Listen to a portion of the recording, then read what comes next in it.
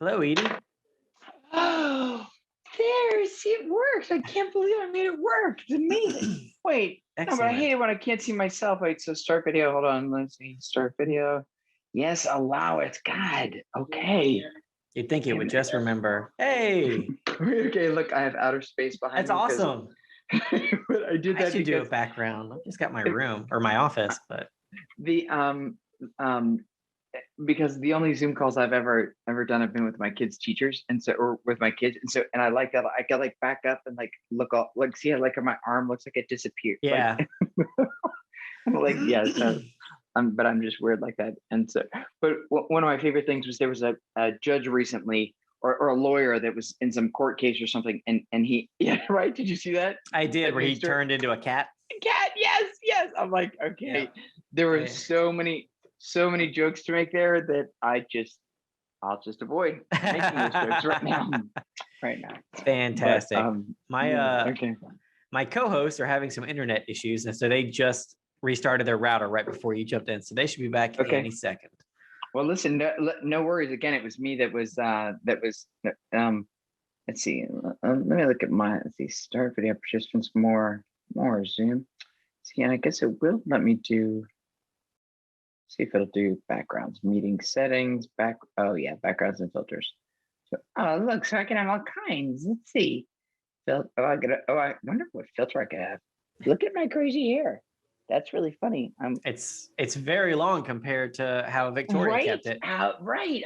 That's definitely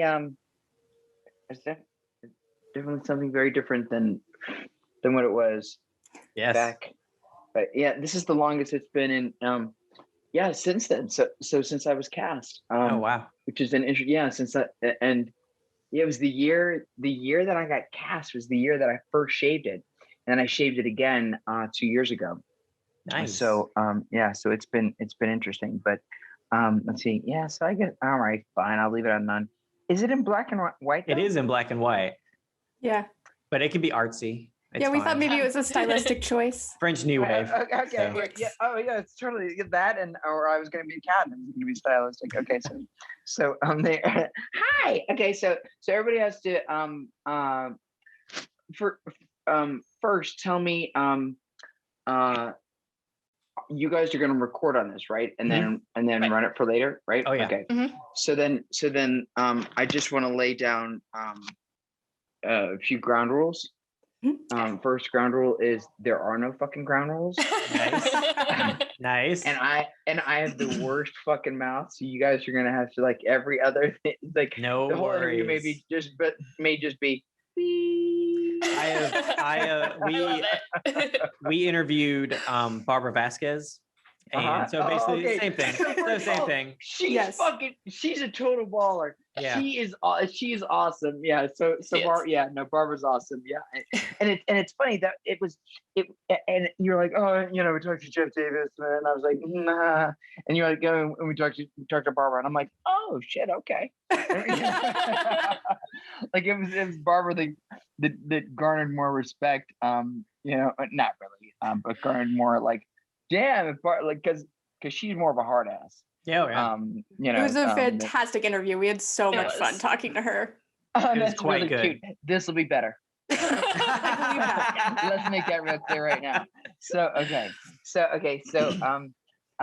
right. So and then the other ground rule is you can ask me any question you want as long as you're ready for any answer. Got it. Done. Mm-hmm. Okay. Yeah. Done. Okay. So so you guys tell me who each one of you are, if you would first, please. My name is Calissa Mullis. And I met Will at BiteCon several years ago now. Okay. All right. So where was BiteCon? LA. Yeah, it was Burbank. Yeah. Burbank. Yeah. All right. So but so how do you spell your name? Calissa is Kalissa. Oh no. Oh, sorry. You slow down for 2 seconds. Oh, sorry. Go. Yeah, go ahead. Kalissa.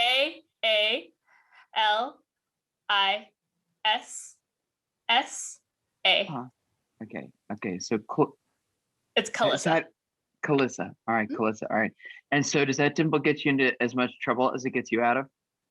Never actually had anyone comment on it, so. So that's so funny because my grandmother's nickname was Dimples, and she had Oh. these perfect circular, like they were equilateral. They're get ready because you'll have to. She says in the subject line says, "What the fuck?" Because and that's Fonzio, and she's but she'll send me a card out of the blue just to say, "Hey, I'm thinking about you." Like when I mean a card, I don't mean like a text card. I mean like with a stamp. Like Old school. I had to open my mailbox like there were spiders and shit. And like and here's a note from Melissa Ponzio for no reason, just to tell me, hey, I'm thinking about you and what's up, Aw. girlfriend, or what. And I'm like, Aw. yeah, but you know what? Shut up. She's a bitch. She is a hardcore, hard ass. She will kill. Listen, she will kill somebody. She is way meaner than me, and she's awesome. And there's nobody I'd rather have at my six than Nice. Ponzio. Just about. I tell you what, she's a great lady. All right, it's lovely to meet you. So, you have a really great voice too, by the way. And even though I might it sounds like I'm making fun of it, I'm not. I imitate voices sometimes so that I can do them for later. So, but you do have a lovely voice. It's not that really high tinny like thing that makes me want to like poke my eyes out with my fake fingernails. I get Okay. paranoid that All I right. have a very like nasally voice. Oh no, I would tell you. Okay. I would totally fucking tell you. Yeah, Good to yeah, no, definitely. Oops, let's not get look, boobs, look, boobs. Because I'm lying down in the bed. This is what I was saying when you guys did that before your internet came back on. Did you guys see what I did before the internet came back on? No, I didn't Can get a chance I think to. they were Can I do it coming again? right in. Can I? Go- Okay, sure. okay. So I was like, you know, it's what I mean. It's like, so let's have this interview. I was just laying here waiting, you know, and I was like, this looks like one of those late night Skype videos. You know? Late night commercial from the 90s. The 800 number pop up. Getting that text Okay. you up. So yeah. Hey, girls, stay woke. Stay awake. Okay. All right. So all right, who's next? Me. Okay, she raised her hand like because I'm old. Wow. Okay, so go ahead. Shit. So go ahead. All right, so go ahead. I'm Kate Colvin, and I met Will With at the a same C time or as K? Calissa. C or My K? first name was with a K. My last name was with a C. Okay, so Kate, Kate. Mhm. Okay, so like Kate from Teen Wolf. Yes. That's a sensitive subject, which I'm happy to talk about. That Good one. job. That. That's We could a devote like a whole episode to just talking about Kate Argent, yeah. Oh, everything in that storyline. yeah. let's A lot talk going about on that there. one. Yes. Yeah, there's a lot Yes. going on there. Wow, but she's lovely and she has a beautiful relationship already with Viacom. So Kate, so thank you. Pleasure to meet you as well. Thank you for having me and wanting to interview.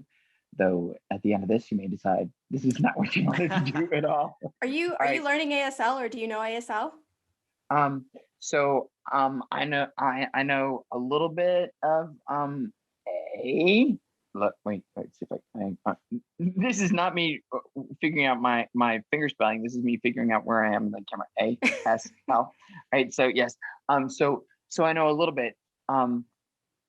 Because I think it's really and I forgot the sign for important, but it's I can sign, but there's so many people that are deaf that it's like why would you not and Yeah.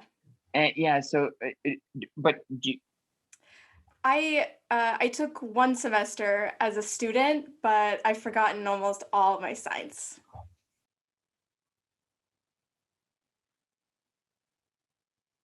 so we need to sign together is what that is. Okay, Oh, so I would love to. I've forgotten Okay. almost everything, but I only was able to get in because it was such a popular course for one semester, but I loved it. Oh, yeah, and I think because people think it's going to be easy, and Yeah. and what and right, and it's like yeah, not as no, easy as that. no, no, no. But one of the things that I do love about sign language is that it's about expressions, and it's also about concepts, about ideas. And so it's not word for word, blah blah blah blah blah blah blah blah. It's not, and so there's something about that that I really do that I gravitate to. But I grew up in the town where the International Helen Keller Institute is based. Oh, that's This dope. was in New York. Yeah. So I know I don't think they smoked up there. They, though I would if I was blind and deaf, I would. Yeah, no, I wouldn't because I'm totally allergic. Oh, It's really? see, You're allergic to pot? I'm totally allergic to weed. Yeah, yeah. I That found out. sucks. See, now guess what I know about you, sweetheart. and that is the standard response. It's so funny to me because people either go, "Oh man, that sucks," or they're like, "Oh, huh. So what's that look like?" And I'm like, "Yeah, see, they don't smoke much either." But they go, "Oh man, damn, that sucks." Oh, yeah. I'm like, "Yeah, we know what you did tonight." See, yeah, so I was at a U2 concert a couple of years ago, and I this was at a football stadium. So, but I mean, let me tell you, I was maybe 10 rows away from there's Bono. I mean, he's standing there saying, and it was the all Joshua. You people are probably too young to remember this, okay? You know But what it was Joshua Tree Yeah, is. You know what we know Joshua Joshua Okay. Trees. We saw it on Nick at Night or some shit or whatever. Okay? But so I would have watched it Nick was- at Night more if they were playing U2 on there. But Thank you. Boom. Right there. Thank you. But so about 3 songs in, and I mean, he's maybe 10 rows away. I'm on the ground. So I'm not even in the stadium, like in the football stadium seats or anything. I'm on the ground and it's just beautiful. And this is in Pittsburgh, Pennsylvania, which I love that city. And so there I am. And and everybody around me starts blazing. And maybe 3-4 songs in, and I'm like, "Ooh, ooh." oh, no. and that was it. And so I dry heaved for 4 hours straight. I would not leave the concert. So I took 2 Benadryl. 20 minutes later, I was fine. So so I went to Bonnaroo and shot. I'm producing a film about. And anyway, I'm just producing a film and included going to Bonnaroo. And so I don't know if you guys know what Bonnaroo is. It's a big music festival. I think it's better than Coachella, but that kind of thing, it's like I'm supposed to go to EDC. It was supposed to be EDC this month, but they moved it to November. But in Vegas. But I went to EDC in Orlando a couple of years ago. And it's so funny because everybody there is 20 something, and then I walk in and the mean age, like the age. And here's me with my one Budweiser, and I'm like covering the top, hoping nobody drops anything in it. Because I just don't do any of that stuff. And it's, I mean, like I'm enough of a nut job that like, can you like this is I don't even do caffeine. You know what I'm saying? Wow. Wow, you know what? Shut up. No, It's okay. caffeine.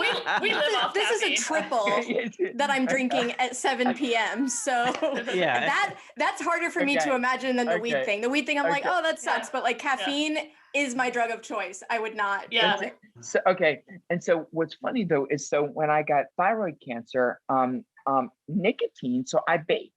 So that's the one. So I never did drugs. I never. I barely drank. I lived the life I thought I should. Southern Belle voice. Right.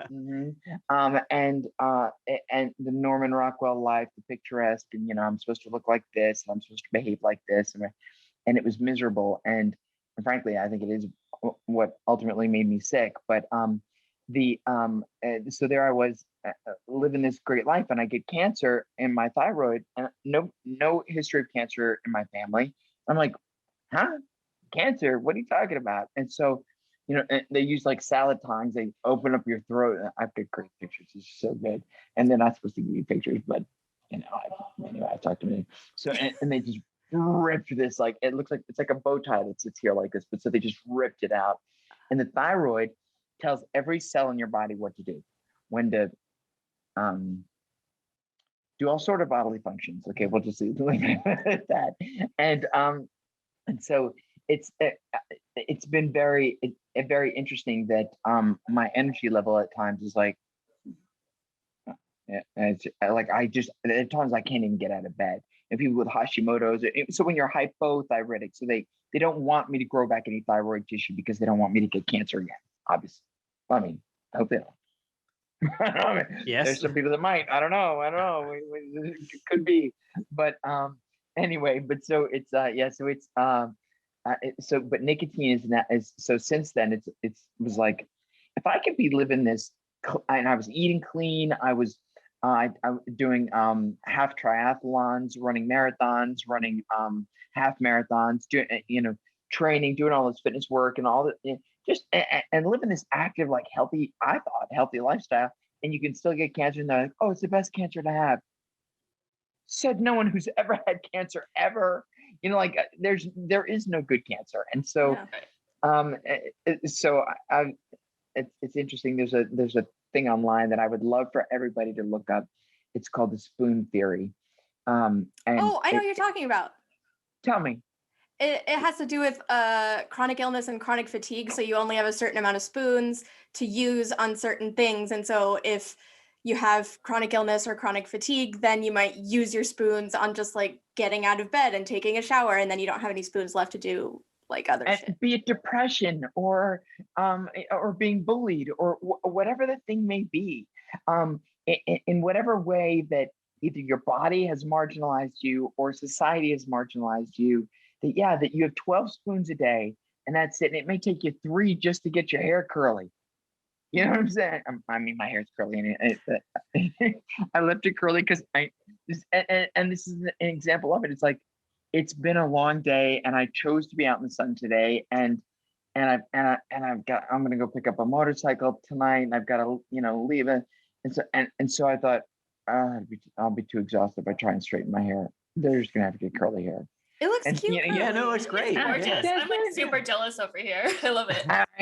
So it says every girl with straight hair ever. So, right. So as it's taking me like hours to straighten it, whatever. It's right. This is the girl with the great straight hair.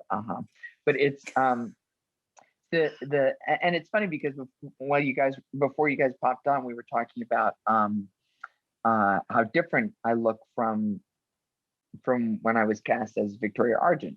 Mhm. But I don't know if that's a story you want to hear. If it is, tell me and I'll tell you. We want to hear all the Please, stories. everything. Yeah. Yes. Okay. Yeah. Okay. All right. So I guess they say this in LA. Whatever. Put a pin in it. So hold on to that story about that. Whatever. We'll circle back to that. So, Okay. Oh my God! Did somebody just Corporate smoke some weed speak. here or something? Yeah. Okay. So, right. All right. So next introduction, please. Oh, Will Wallace, former writer of Teen Wolf, on Teen Wolf, not of Teen Wolf, on Teen Wolf. Okay. So Will. So do you remember meeting me? Yes, we met at a party.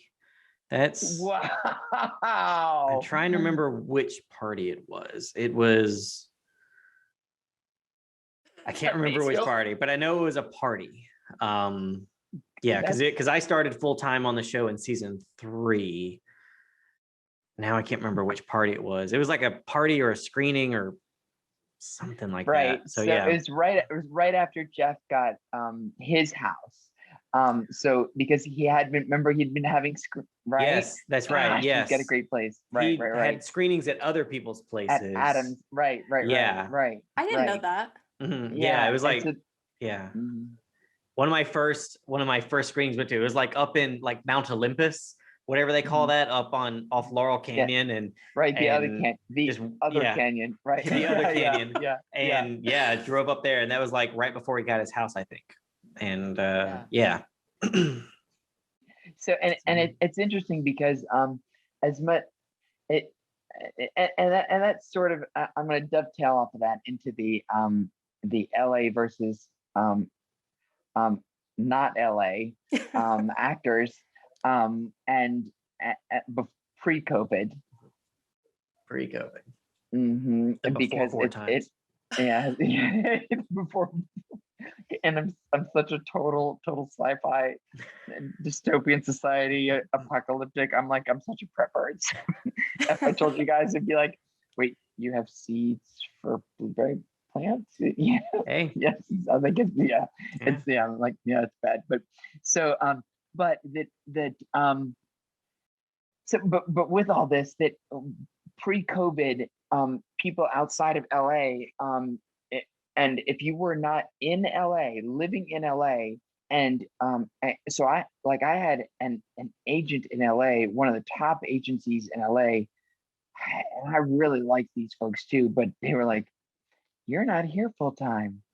You're in Atlanta sometimes." So, and I said, and I was like, guys, I can't be, and I got 3 kids, and an ex-husband. I don't know if he's dead or alive, or I got family over here. I got to be able to go back and forth, and they didn't want me going back and forth. They wanted me there full time. When the show was on when it was on full time, and it was there was stuff I didn't want to say, and particularly regarding let me fix my buds, my earbuds. Particularly regarding Jeff Davis. A lot of people accused Jeff Davis of racism, of a lot of different things. I can't even list all the things that I saw come across the internet, and I was outraged, and have 2 pins from fans that say I support Jeff Davis, and I would speak out, and I spoke in as close as I could get to the truth without upsetting the powers that be, about Jeff, because Jeff and as I'm sure now that you guys have spoken with him, and will probably, as you can attest, or maybe not want to, because you're still there and you're still having to live this life. I, however, don't. Now that I produce, especially instead of being an actor, can I have this job, sir? Please, may I have some more? So now as a producer, director of projects, to be able to say, no, you know what? It was never ever Jeff Davis. Give me anybody on the show, and I'll tell you that. And I said this in one of the interviews. I was always about the money. It was always, and I'll say it: Toyota, Macy's, Viacom, MTV. Go ahead, hate me. Never, ever, ever cast me again. I never said those names before, and I never said them in an interview before now, because I never wanted people to, I skirted around it. I remember there's one interview in particular when you Googled me, because people ask me about it all the time, where I say, do the math. Well, yeah, do the math. Well, here, let me do the math for you, even though I do math very poorly because I have to have a phone. I completely sympathize. So right? I feel seen, I think is what people say now. Thank you. So right. yeah. That's what the youth say, Will. Good job. Thank you. She calls you a boomer. Dude. I am a happy Gen Xer. So he always likes to say, you guys, is this what the youths say? The youths say these days. We're we're also in our 30s, so yeah. we're in the same decade, man. Yeah. Well, yeah, like I have shoes that old. I think I have yogurt in my refrigerator that old. That's hilarious. So I do remember meeting you, Will, and so I do want to thank all of you. And the reason I ask is because when I did look like Victoria Argent, when my hair was still short and red, and people would go, oh my God, or my favorite was, I went up to my kid's elementary school was having an open house. And so I go up there to open house, but apparently an older sibling of this elementary schooler was looking bored and, treating or whatever, looks up and sees me and bursts into tears. And I'm like, no. It's acting. It's not, I'm not, okay, I'm kind of a bitch, but it's not, it's still acting. It's not really. But it's not like a murder thing. I'm not going to cut you in half. Oh my God. Okay, wait. I can't necessarily say that's no, I probably wouldn't. Probably. It just depends on the person. But yeah, but so for this, but this kid, I wouldn't have, not for the kid, Of course. People are always like, oh, she tried to kill, Scott. You want your daughter humping a werewolf? No. Why would you not try and interfere in that situation? If I found out right now, I have a daughter. I have a 17-year-old daughter. And if I found out that her boyfriend, Jonathan is his name. If I found out that Jonathan was a werewolf, I'd be like, guess what Jonathan's listening tonight? Oh my God. Somebody get my sword. I don't know. I'll just we'll just drive. You've been warned, Jonathan. Yes. Yeah. I see. All right, exactly. I don't want to know. Okay. So all right. So whenever I looked like Victoria Argent, people would come up to me, not just the people that I made cry, and say, "Oh my God, you're Allison's mom." So I was always Allison's mom. I was never, "Oh my God, you're Victoria Argent." So I was, "Oh my God, you're Allison's mom," and I'd say, "Oh, yes, thank you so much." But the first thing I always said was, "What's your name?"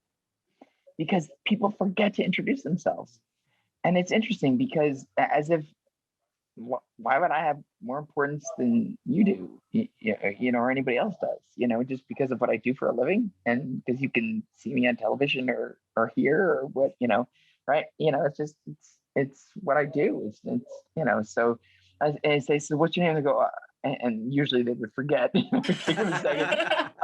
My name's Kate. Kate is Kate. Kate with the first part's with a K. I think Kate. Right? I'm just messing around. Yeah, Kate's actually not my real name. It's just all I could think of in the moment. So please call me Kate for the rest of my life. Yes, exactly, Catherine. Right, exactly, Caitlin. Yeah, But so, and I say, so what's your name? And I said, well, it's a pleasure to meet you. My name's Edie Mays, because I was at a table reading one time with Malcolm Jamal Warner. So here's another name I don't mind dropping and saying his name too. So, and that was the oldest son from the Crosby, the Cosby Show. Cosby Show. So no, not Crosby. Sorry, that's Crosby, Stills and Nash. That's way older.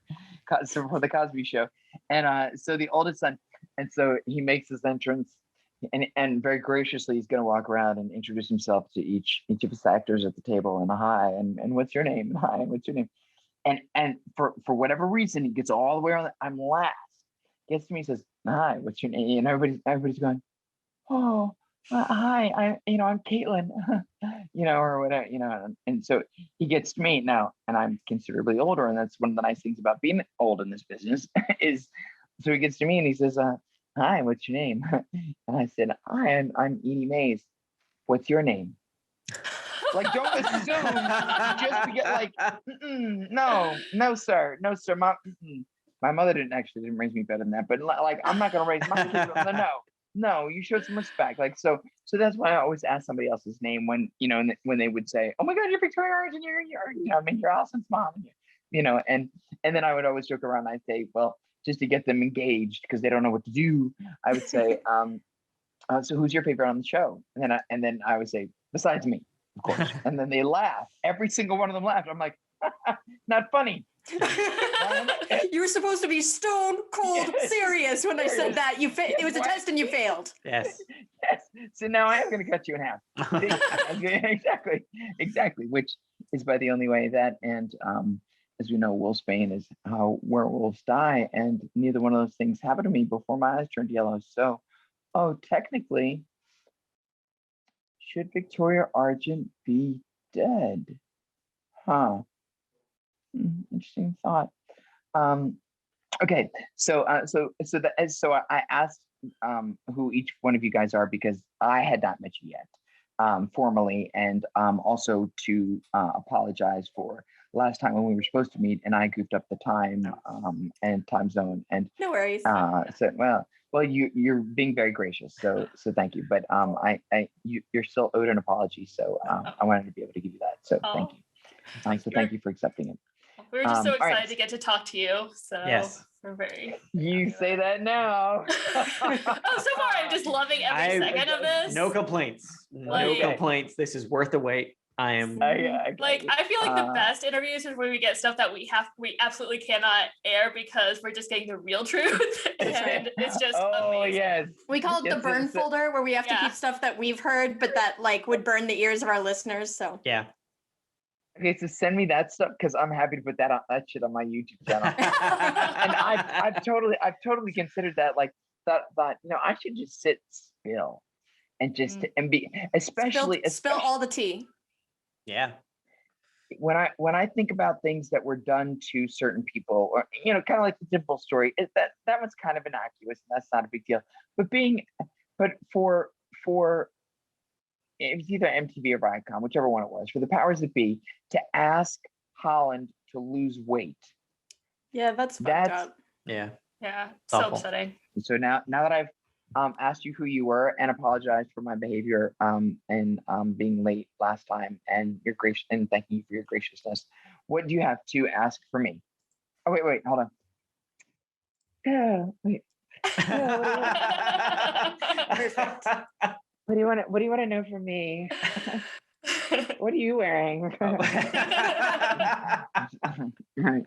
So what do you guys want to know from me? All right. For so real. How did Teen Wolf come into your life? What was the collision of these two great forces? This is actually one of my favorite stories. Thank you for asking it, Will. I appreciate it. I was showing up at a Mr. Tyler Perry. I had been cast in one of Mr. Tyler Perry's shows, and I had recently. This was so in 2009. I shaved my head I was paid to shave my head for a commercial, a local cancer commercial. Totally stone cold bald. You want to talk? There's some serious bald fetish out there. I can't remember if fetish is an appropriate word or not, but I mean it. Take it in a positive spirit because I mean it in a positive spirit. But there are a lot of people that enjoy seeing women, especially females, especially shave their head, and so it's gotten quite a few hits on YouTube. But so I shaved my head in 2009, right after The Blind Side, and I was working in a wig for a while that looked like what I looked like beforehand. And but when I drove to set and Mr. Perry's set, there was a young male wearing a Yankees. I'm 99% of that one, wearing a Yankees baseball hat, standing in the parking lot with a rolled up script, but like standing sort of in the way of where I was driving. And so I figured he was a PA because that happens all the time to tell me where to go or to tell people, so it's just a common thing. And so I rolled down the window. So it had zero to do with his age and absolutely everything to do with the fact that he's standing in the middle of the road. And this is how things usually get done on set is they say, go park over there. This is where you park. This is where you park. Yeah. So I said, hey, listen, do I park down here? And, and he said, tell me where to park. And I had not put my wig on yet. So I had this spiky red hair and I had not been cast on this Mr. Perry thing like that. I've been cast with the wig, with a like the same hair from The Blind Side that now every mom and her 3-year-old with a minivan has that reverse stack bob, that I can't. I just want to point out I had that haircut before, but like me and like Victoria Beckham, I think, had that haircut, and that was it. And so I had that haircut, but before I shaved it, and then when I shaved it, it was coming back spiky, and so I dyed it like pinkish red, and it started going red. And so before I put the wig on, I was walking in, swinging the wig, and the kid, I thought he was a kid, standing in the parking lot, says to me, "Hey, you," and I said, "Yeah," and right, because that kind of thing doesn't bother me. And he says, "How come you have an audition for me for Teen Wolf?" And I said, "I don't know. How come I have an audition for you for Teen Wolf?" And he said, "What are you doing Thursday?" And I said, "Auditioning for you for Teen Wolf." And he said, "I guess I'm calling your agent. I guess," and I said, "Not unless I call him first." And and that's how it went down. And that was George Pierre, who was local casting for not Wendy O'Brien's office because they don't like me. Which bugs me a lot because I really like them and I like the stuff they cast. Like I ride motorcycles, so why would I not have anything to do with the Mayan stuff and the spinoffs from there? But okay. And several other things that Wendy O'Brien's office cast that it's like, huh, you would think, okay, yeah, you cast the same show that as Teen Wolf, but George Pierre is one of my, but personally, just as a human being, he's just a good dude.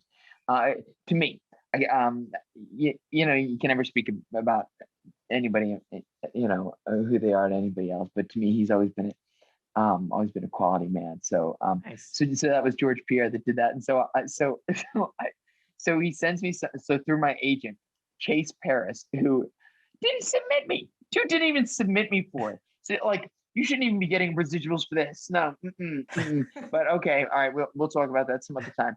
Anyway, so Chase says, oh, I just got a call from you know the casting office, and I'm sending you some sides, which are, you know, like parts of the script. So I read the parts of the script, and they're all for Melissa McCall. So I'm, what is this? What is this sticking out here? Look. It's your Clark Kent curl. Is that very what it is? long Clark Kent curl. I have heckling stories to tell you too. I know. Let's and There you go. You want to talk Stark stories? Sure. Yes. Yes. Oh my God. That's powers that be. That's got nothing to do with Jeff Davis. That's powers that be used that to manipulate fandom. Period. End of discussion. It was absolutely used to manipulate fandom. So stop blaming Jeff Davis. Whoever's blamed Jeff Davis can shut up and call me, and we'll have a little conversation. Okay? I have no problem having that conversation now. Not even saying it's the powers that be's fault. I'm saying it's society's fault for saying that to be homosexual in this society is wrong. And that's why, and people were afraid to portray that at all. But the powers that be did manipulate fandom. You guys were manipulated. Okay. So let's just make that. So just want to make that real clear. He told me once that he was the first day he worked with me, he was afraid of me. I'm like, me? I'm a marshmallow. What are you talking about? Like, why would you be afraid? Like, all I did was we had one line together. I think it was my first day of Teen Wolf. I opened the door and said, you know, can I help you? I don't even remember what the line was. It's like, can I help you or something? He's like, oh, I'm here. Yeah, and I'm here to see Allison. Right. It's like a 2-second scene. I'm here to see Allison. Allison, it's for you. And I look back at him. He said, I scared the shit out of him. And I'm like, yes. I don't know why, but I'm like, I just met you. And then, but he and Posey, their friendship was a really, really beautiful thing to see. Like that their interaction wasn't even a bromance. It was just brotherly love, man. And it was just, I mean, they were 17, I think, and 18 when I met them. And it was just, I mean, like I said, I got yogurt that old in my refrigerator. So it's just good dudes. It's just good. I still say kids, you know, even though they're like whatever, how old they are, and they've been through some horrible things in life. But unfortunately, it's more accepted to be. But it is one of the things that's always appealed to me about Teen Wolf in particular is that I remember riding. We call it lunch, even if it's at midnight. You know, whatever hour it is. That I got into the van and sitting next to Jeff, and you know, and what do you say? You're sitting next to the showrunner, this brilliant mind. They created Criminal Minds, you know, and you're like, oh my God, it's him.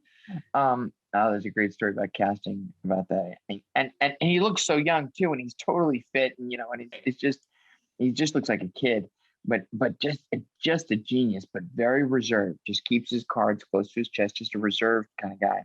But so I spoke first, imagine that, and I said, I just want you to know, because there weren't very many people on the van on the way to lunch. I said, I want you to know, I think this is a funny show. I said, maybe that's the wrong thing to say, but there's a funny, sexy aspect to this show. And you think it's funny? You do? And he was so pleased that I got that it was funny. And I think that he was afraid that people were going to miss that. And one of the things that in that conversation he shared with me was that he wanted the experience or the occurrence of being homosexual or interracial or any of those other what I call, and I could be wrong, not saying I'm right, okay, like I said, but marginalized groups of people, that they're not accurately represented in film and television. It's certainly what he expressed to me at the time, and I agree with him 100%. I think that's still the case. I do think that, but he didn't even want it to be, here's our gay character. We're parading out our gay characters, and look, and here are gay. It just that it just occurred just the way it does in society, and I thought that was such a great right. I mean, and Will, I think probably from the writers' room, you can back me up on that. Even more so that was a beautiful thing. I thought. Yeah, Jeff definitely with the show, like we had gay characters, but it was just never like, that's not the story. That's not the story being told. It's like the characters are who they are, and we're going to tell the story that we want to, but it's not like we're going to do the special episode of the week.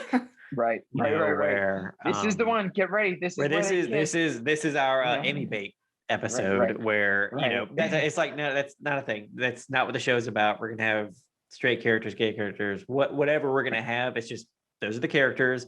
Those are just people. Those are people in the universe that just exist, just like they do, just in in IRL. No, I agree, and it's one of the greatest things that I respected both about this fandom, and why I said yes, I would love to talk to you guys, and or go to cons and or be online and engage with fandom. And one of the things that I miss most of all is while I miss being on set and working on set and miss that, it's the engagement with fandom, and that the show is no longer on the air, and freshly written, and that I miss. I want to see some scars. Really cool. How you're rolling around on your bed, and I'm just like, I saw a picture of your broken leg, and it was horrifying. How are you okay? It's still horrific, and they did emergency surgery, and listen, I've done some stupid, crazy stuff on my motorcycle. And first of all, why Teen Wolf never put me on a motorcycle? I could never tell you, but I would have loved to see that. Yeah, right? That would have been awesome. Awesome. Okay, so there's a fanfic that needs to be written, right? Yeah. Like Victoria Origin. I feel like that probably exists. Okay. Okay, so I just learned what Rule 34 is, and my kids are like, my kids were like, congrats. Rule 34 is. I'm like, yeah, know now. What now? But what's funny is tomorrow morning at 9 o'clock I'm picking up a new bike. So well, I say new. It's a used bike. It's the same kind of bike, but it got a different paint job. The gears work differently. It's just it's absolutely beautiful candy apple red with white angel's wings hand painted on it. It's really, really beautiful. Awesome. But sounds gorgeous. Yeah. It's thank you. So it's a Harley Davidson again. And I swore I would never ride a Harley, but man, Harley's been super good to me, and I really, really like them. They've changed their position a lot on a lot of things, and really grown as a company. I really like that company. But anyway, blah blah blah. I blah blah. But they never put me in a cast. So I've done so many stupid things on a motorcycle, and then I am standing there at Cape Canaveral, looking like a total dork because I want to see the rockets. Like, oh, this is where the rockets take off. You sit in the bleachers and you watch them. And I'm getting ready. I'm having somebody take a picture of me, and my bike falls on me. Like, I didn't lay it down. I didn't have an accident. It fell on me. and because the kickstand gave way and it fell on me and it caught my leg between the curb where the curb was, and so it went current. So Oh my like went God. crunch. Ugh. But all right, I know. I don't want to see. Want to No, see? Wait. no, Okay, no. oh, God. I love graphic like, stuff. oh my God, I don't know if you can see it. I saw that I don't know. Instagram picture and it was just like, No, this is it's really Will's very it's- delicate. You have to be Yes. careful with his Oh, sensibilities. Will, here's the really gross part. It's like it swelled up so much that once the swelling went back down, so much dead skin came off. Like I could peel off so much dead skin, I could have made a lampshade. Oh my God. Like, dude, it was so gross. It was Jesus, so- are you Ed it was- Gein or something? My I know. Like, God. it puts the lotion on its Oh, skin. oh. Yeah, like it was. Yes, it was totally like cannibal. Like there, it was. It was bad. It was really bad. But it was. But it's so funny because it's my my clutch foot. I'm like, my gear shifting foot. I'm like, Yeah. I've been doing more physical therapy probably than I would have if it was, just regular for if I wasn't. But I'm like, no, I'm getting that new bike. So like, I'm doing it right now. Just kind of doing your ankle so you can pop the clutch. Exactly, Yeah. exactly. Because this is my foot. So, all right. So, but what other questions do you guys have? Well, let's see. I feel like you kind of answered one of the fan questions was what was it like to be part of the Teen Wolf cast? But I feel like you've kind of answered that. But do you have anything else to say on that? Yeah, I will say this. So at that dinner, where it was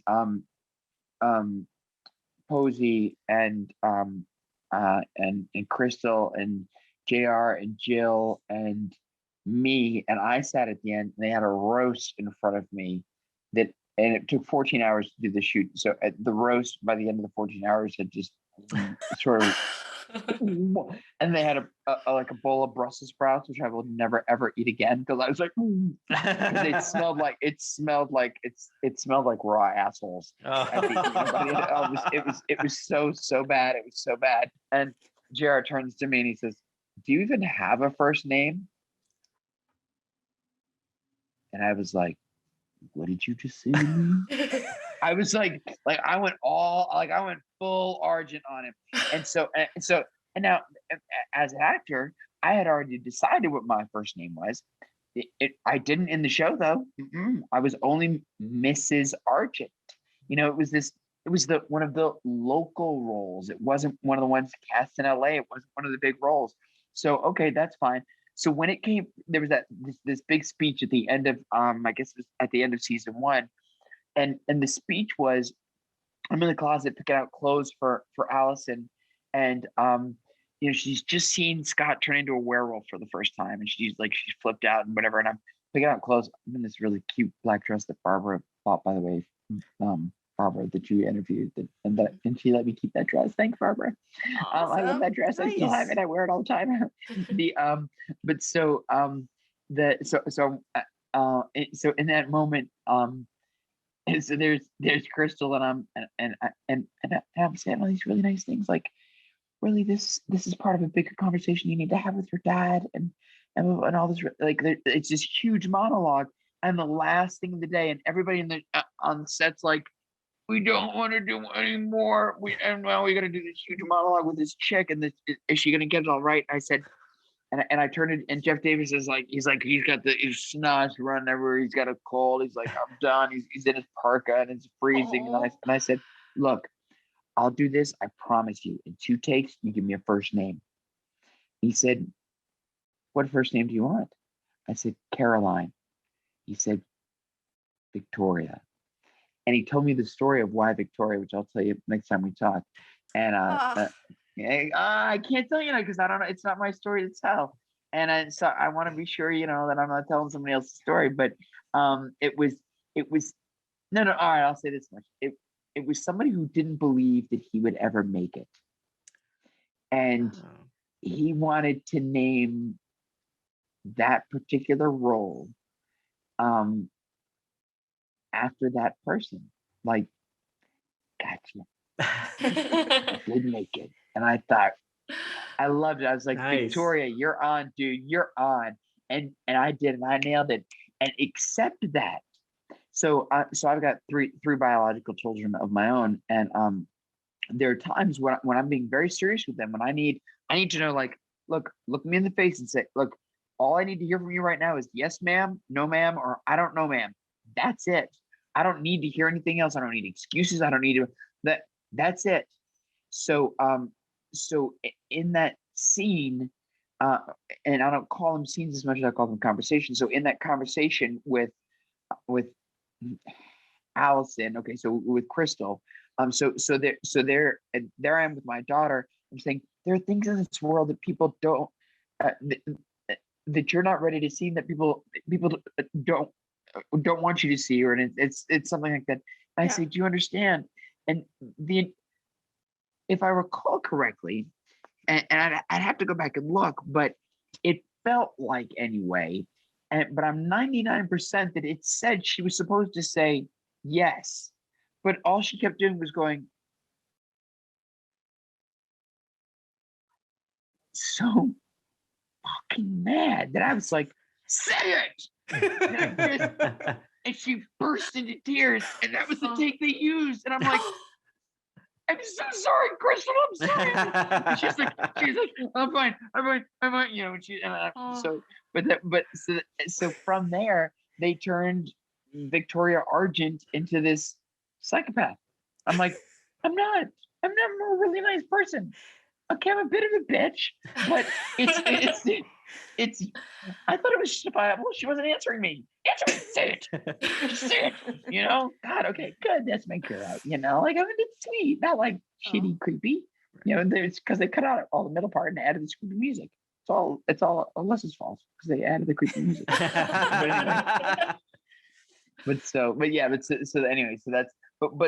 But working on that show, I spent a lot of time with Crystal, and it was interesting seeing she would not. Today, I was one of the few people that they told beforehand that I was going to be. Jeff sent me a long email before it happened. I mean, before I showed up on set, before he sent the script out, and I was incredibly honored by that and appreciated it. When I got to set that day, she wouldn't come out of her trailer when I was there. And they shot my stuff first, and I got to my trailer, and there was a bouquet of roses there and a note from her, and I thought, and just how much she would miss me, and it was really so at 3 a.m, a lot of stuff comes out. You know what I'm saying? In the cold, and you're shivering, and it's raining, and you see, and she's asking questions about guys, and you know, and I am from Mother's Age, you know, and we are talking about life and IRL things, and you know, not just the show. We seldom talked about the show, but you know, occasionally, we'd meet up and run lines or go to one another's trailer. But but so she didn't want to come out, and and when they said it she didn't want to see me beforehand, and before she did what she had to do that day, I thought, I love you too, sister. No. You know, like it's just interesting. So it was there's a lot of sometimes on set, just like there is anywhere, any place you work, I suppose. Right, Will? You know, I mean, a lot of Always. Right. Always. That's just Right. human nature. That's just Right. people do that. So Right, exactly. You know, and sometimes not people. Yes, exactly. So yeah, it's just one of those things that happens. But it's but all in all, was phenomenal. But being Equay was even better. okay. I didn't get that. The audio cut out. Did you guys hear what she said? No, I didn't say anything. What I said was, being part of the show, being part of Teen Wolf was phenomenal. I loved it. I miss it. I wish the show, the way it was in the first 3 episodes, excuse me, 3 seasons. Yeah, I wish that it continued along that vein more than the way it turned. I would love to have seen that continue that way. That's just my personal preference. I loved being part of that show. I seldom, if ever, at meals sat with an actor ever. I almost always sat with teamsters or with the writers or at parties, and that's how I met Will. Or at different things is because I'd rather talk to a writer or an editor and talk to. That's where the fun was for me. So I loved that, and I miss that. So what was it that drew you to the character of Victoria? It's interesting. I did not, having read for Melissa McCall, and worked on that. And when I showed up for and made it through the auditions, and so when I showed up for the callbacks, I was told by some other actors that were coming out that the producers were in there, the director was in there, like several other. And I walk in, and it's just George Pierre, whom again, like I said, I love, and he's running camera, and some kid sitting back there with like a notepad on the sofa at the back of the room. I'm like, I'm never going to get this role. Okay, but I'm still going to do, like, I'm still going to spin the universe. I'm still going to live this thing, and so I do the thing, and it turns out the kid at the back of the room was Jeff Davis, and Oh my gosh. Yeah. So it was because of I guess Jeff and George, but largely Jeff. I guess Jeff would have the final say that it turned out that I booked the role of Mrs. Argent. But what drew me and continues to draw me is what I joke about, and it's that protective instinct. It's of and this has been true for me for years, that young people so seldom have an advocate or are taught how to advocate for themselves, that the need for me personally, me Edie, IRL, to do that is very strong. So it's easy to make that transition to now this other universe, this alternate universe where I live as Victoria, and now I'm, but I take it just too far. Okay, yeah, hitting somebody with a car that's probably not the way to handle that situation. The cutting your arm open just to get to talk to the mom, that's probably I not. love that scene. That's such a good scene. It's so good. Like the dedication. Yeah. Because you don't know what she's doing it for, Right. right? Like, we haven't seen that she has like made plans to talk to Melissa. So she's just like in the kitchen, pulls out a knife and starts going, and you're like, okay, that took a turn I did not anticipate. There you go. So- And what's interesting is the knife is props, and props is such a great, props is so great on Teen Wolf. So but they had put piping down, so the blade of the knife was dull. So they had put piping down the blade of the knife that had holes in it, and they put in the handle that you couldn't see a tube of fake blood. So I was to squeeze and then draw it across my arm. And but so the timing of it was what was so challenging. So there were times when I would squeeze and nothing would, and I would draw it across my arm, and no blood would come out. Or a knife cannot harm me. Right. Right, exactly. I laugh at the knife in my hand. Yeah. So but it was I thought that was very ingenious of them to come up with a way to do that. But and what's nice is that, oh man, and I loved and special effects guys like Eric Porn. Gosh, Will, if you can get Eric Porn to talk to you guys, We've spoken, I've spoken with him, and we're going to try and get him and Chris Gallagher on to okay, do yeah, an episode, yes, because he and Chris, yeah, man, they had so the first time I ever heard Skrillex, and if you said to me you can only pick one type of music to listen to for the rest of your life, I would pick EDM. I absolutely love it. So, but Skrillex is what started. It was because of those guys.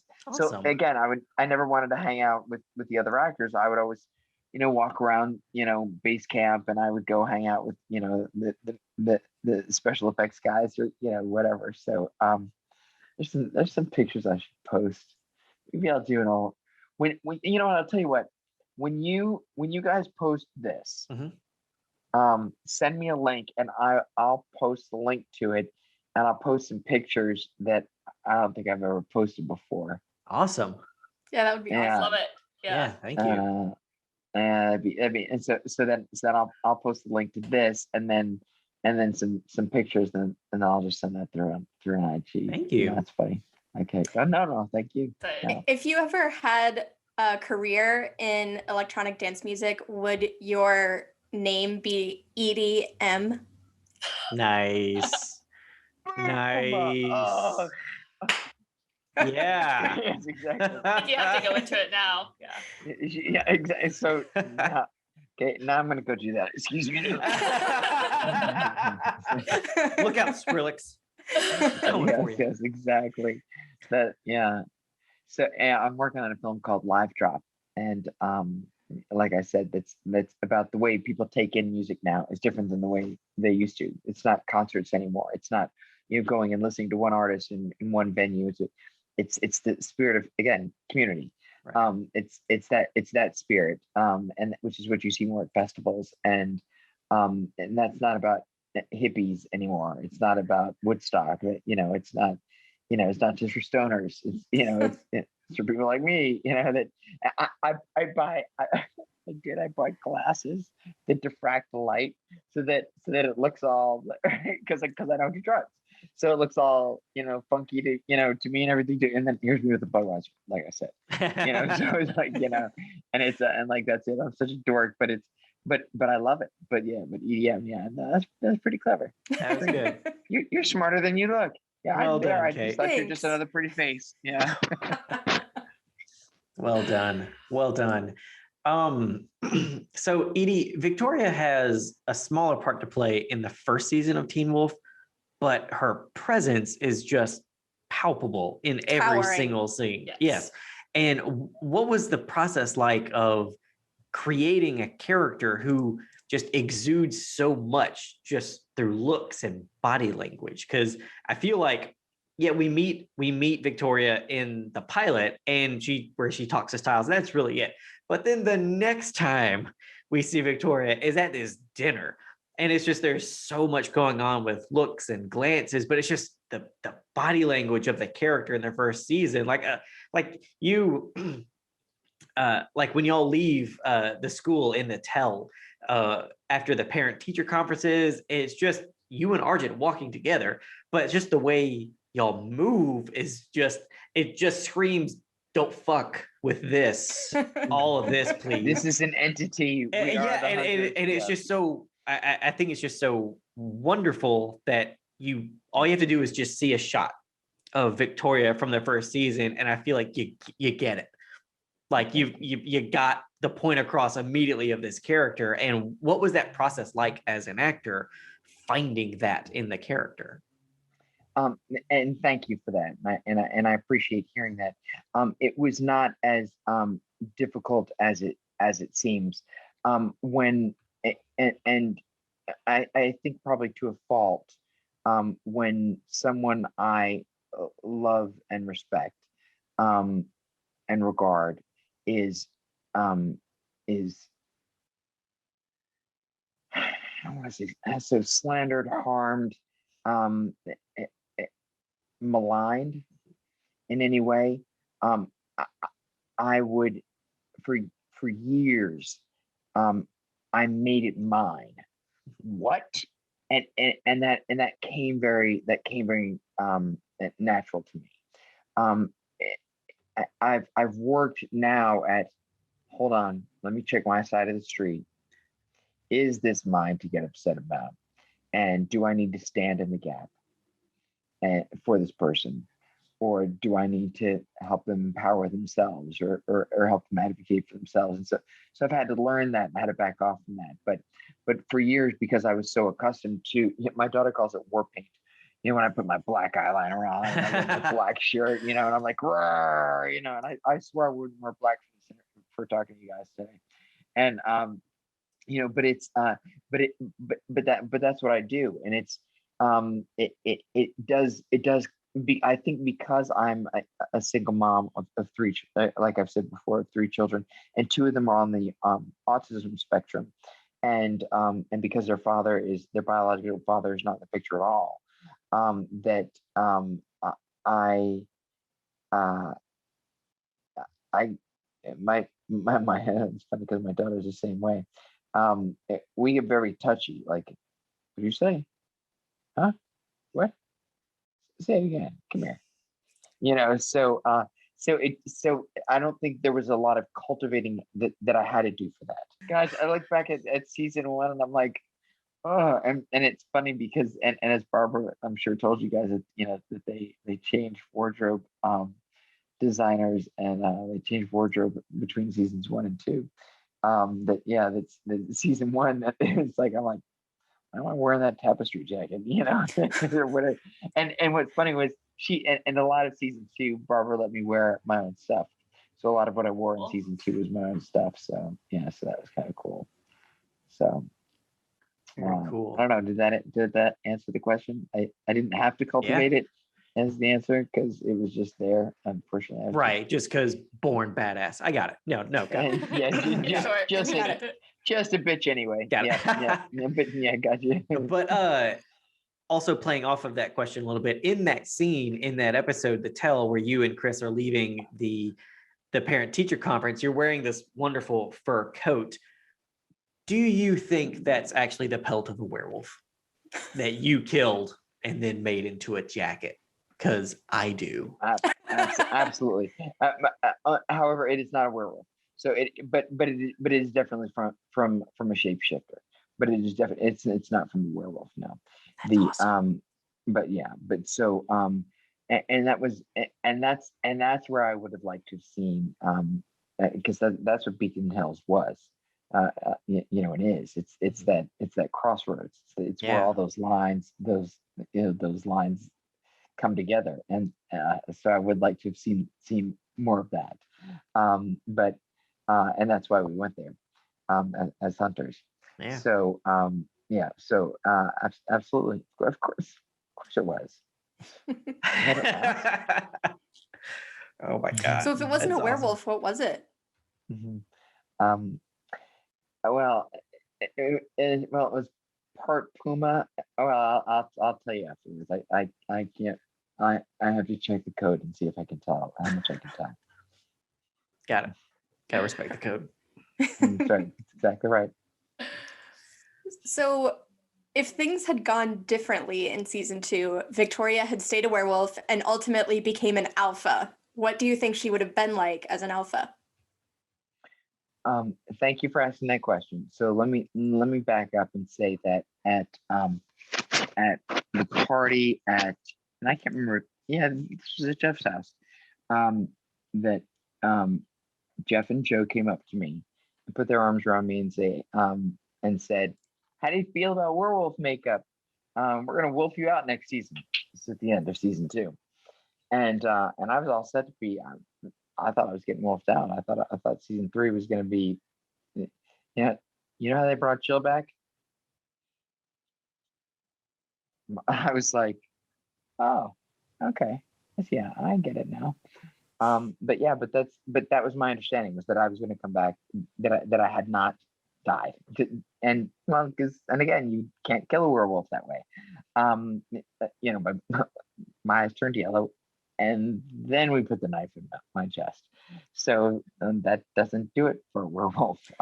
Yeah, I did so, not think that she was dead Yeah, when we watched that same. scene airing. We were like, please, come Yeah. on. Yeah. We know better than right. that. Okay, Right. yeah, she's dead. Yeah, that was us. She's dead, right? Yeah, Yeah, exactly. that was yeah. us. Well, that was me too. Well, because that is what they said, and so that was my understanding.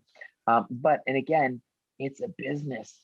It's a business, right? And that's the psych of it. Is there are other people that have a closer relationship with the powers that be.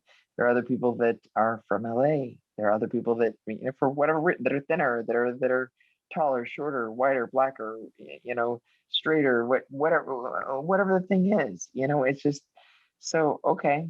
So it wasn't me. So all right, next,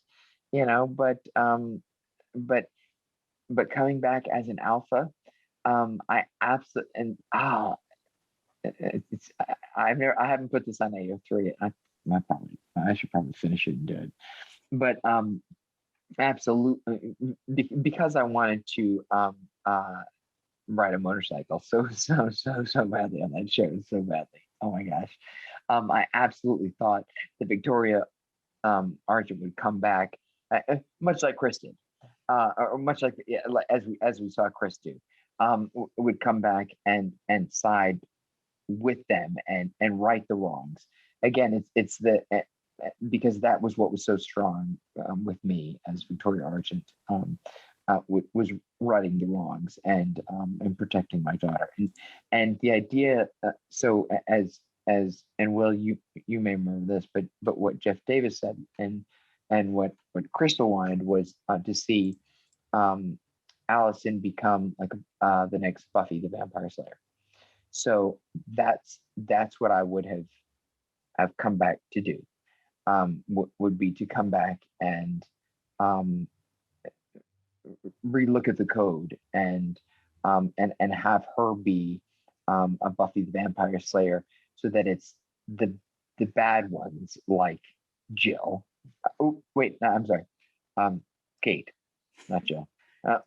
Sorry, sorry. The right, like that it's that it's the canimas, that it's those, that it's that type. See, isn't it fascinating that Victoria Argent's eyes went yellow? Never killed an innocent. I just thought that was a really interesting choice that they made. That is interesting. Yeah, I've never thought about it like that. Yeah, I never thought about I didn't really, because I was so, like I Yeah. said, distracted in that scene by being like, she's not dead, whatever. But I didn't even think about that. Not blue. Yeah, Not blue.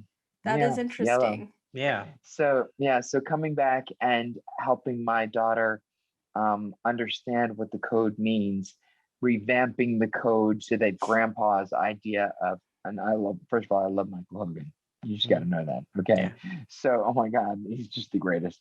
But so that the code and so that it addresses modern standards, but also the Beacon Hills ley lines, and I would have kept it more Beacon Hills, not gone to Mexico or or any other place or any of that stuff, and that and kept it there, that Victoria Argent, that me as Victoria Argent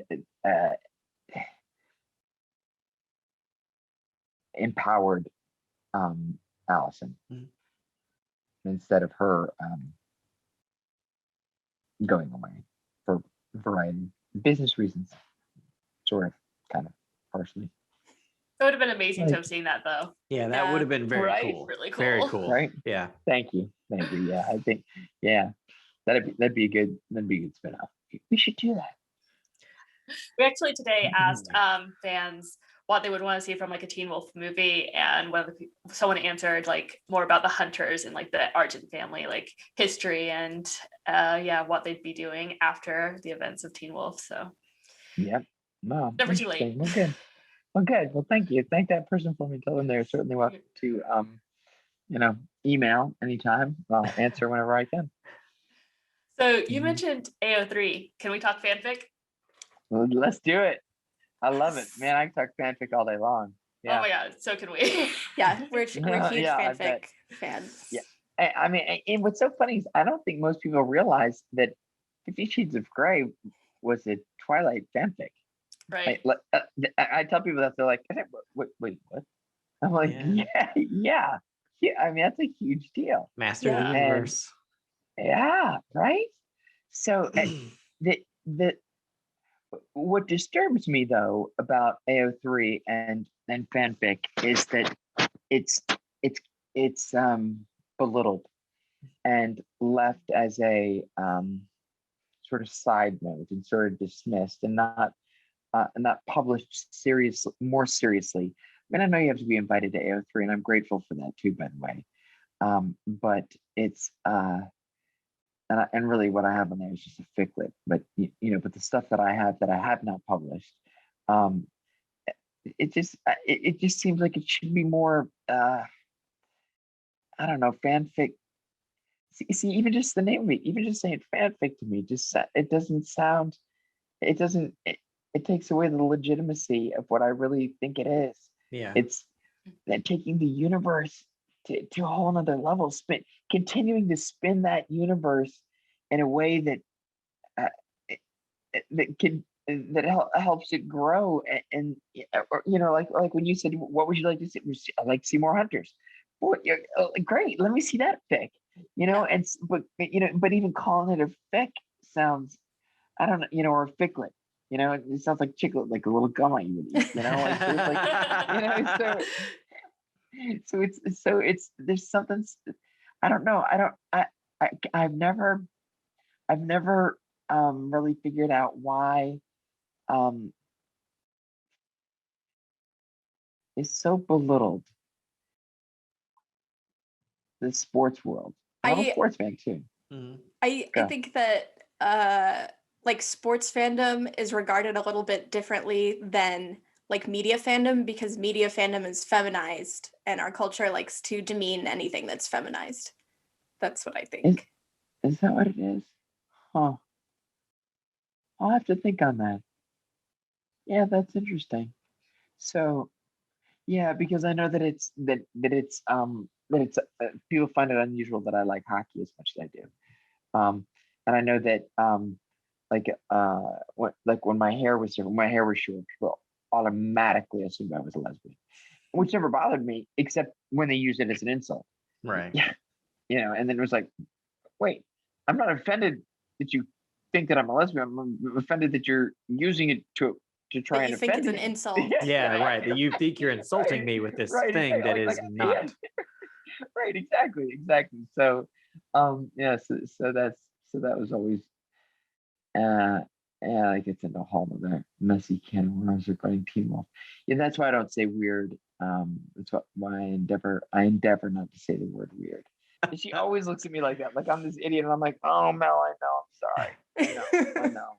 Yeah, she's a smart, savvy gal. Yeah. So anyway. All right, so what else? So fanfic. So it's yeah, okay. So maybe I'll have to consider that. So about the sports fans versus fans of, but it's funny because I bought my daughter who's an avid reader. She goes to a literary camp. She's a big Percy Jackson fan. So she goes to a literary camp in Austin, Texas. And I love these folks. And so, but the book people, but they role play all week long, all summer long. But whatever week you go, you role play. And they asked me if I would, if I'd be a bad guy, for just a few days, part of one week. And I mean, I'm always the bad guy. But so of course I did, and it was but it was great. But that young people show up and learn how to make swords, and they're called demigods, and that there's this whole fandom of young people that so like I love. That's why I support my kid doing that. It's just like, so I bought a bumper sticker that says, "My favorite people are fictional." And, Nice. That's so Nice. right. So and that's easy to say because sometimes they're flawed in ways that we can relate to, and where we can't relate to the flaws we see in people IRL. And so I've endeavored to work this to say, okay, not see them as flaws and see them more like, that's just how that person's wired, and okay, Or nothing I room to can do grow. about it. I mean, Yeah, that's exactly right. That's exactly, like if you live in Idaho, you got room to grow from there. Just kidding. Idaho. It's really terrible. No, but like endeavoring not to use judgment words. I'm sure people can go back and look at this and say that I've used a gazillion, but endeavoring not to, So, Right. but because just be, and Yeah. that's the only way to be is to be. So, anyway. Well, what other questions you got? Let's see. So what's your ship of the show? Okay, my OTP. You want my I'm my my you want my OTP? My Yeah. one true pairing. Yeah. Okay. It's obviously Scott and Allison. I mean, it's like how could it not be? I mean, that's Romeo and Juliet. How can you not be a Allison fan? Like I don't and now I did though, like I did Lydia and Colton Jackson. So I did like that, like two jerky people, two people that are really like I like that. I hated the whole Styles Lydia? Holland. Was it? Yeah, Lydia. That's it. That's her name, Lydia. Hated that. There was something abusive about it that I really, and manipulative and codependent, and just that I I couldn't stand it. Sorry, I broke my leg. Sorry, my broken leg. But yeah, but my one true pairing is definitely I'm a Scout. Yeah, I was with the Scallions. So yeah, yeah, right. But yeah, Scott and Allison, that's my one true pairing for sure. Nice. Yeah. Awesome. Yeah. What Very else do you want to know? nice. Let's see. Where? What was your favorite episode or scene to film for any season that you want? Like whatever you want to say. I really liked, like I know people probably won't like this part. And